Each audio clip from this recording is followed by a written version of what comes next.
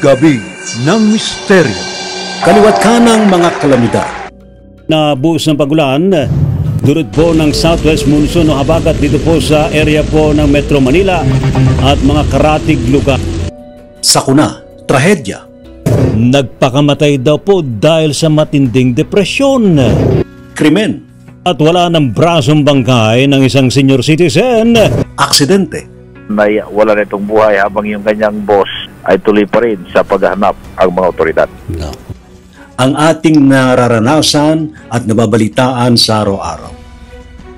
Marami mga nagsasabi nito raw yung panahon na kung saan sinusubok ang pananampalataya natin sa ating pong lumikha.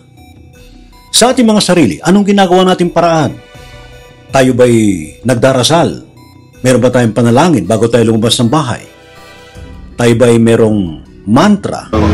Mga mantra. Om Mani Padme Hum. Om Mani Padme Hum. Om Mani Padme Hum. Medicine Buddha. Nating sinasambit para matyak natin na tayo ligtas sa anumang kapahamakan.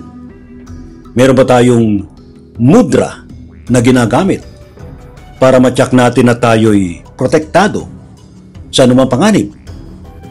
O tayo ba'y nagkakaroon ng panandaliang meditasyon o visualisasyon para matiyak na tayo ligtas na makauwi sa ating mga bahay?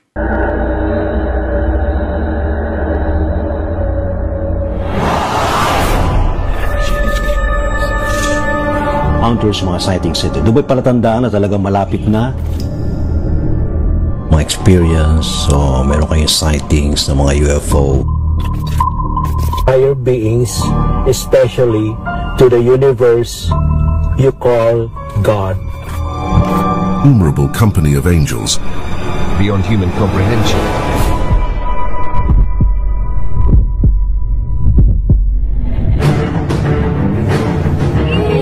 Us. The propulsion system.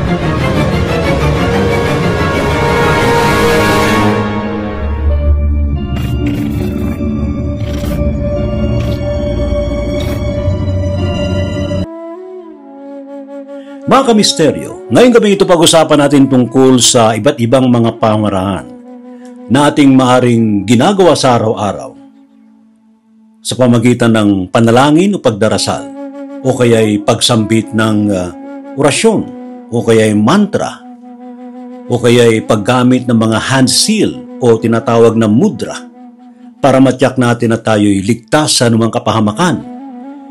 Iba naman ay mayroong ginagawang meditasyon, visualisasyon, para matiyak na ligtas na makabalik, makauwi sa mga bahay.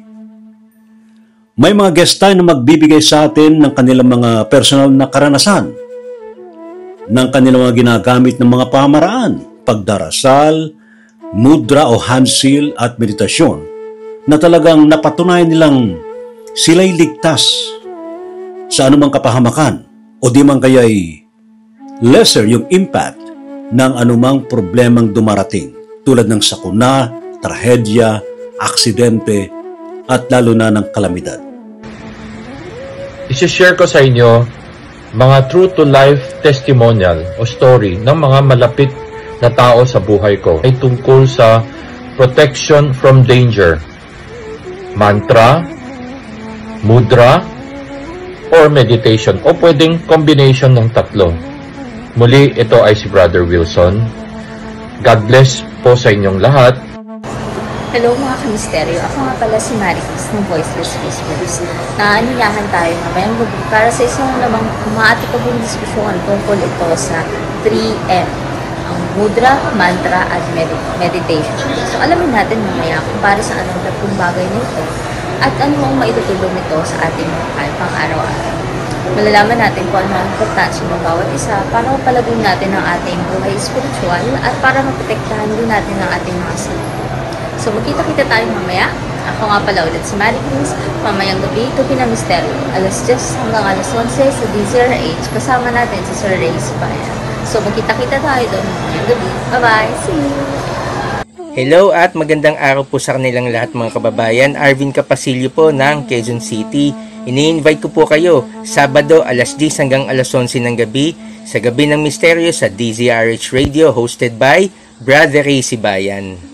At pag-uusapan po natin ano po ba ang tinatawag na meditation, ano po ba ang tinatawag na mantra, at ano po ba ang tinatawag na mudra.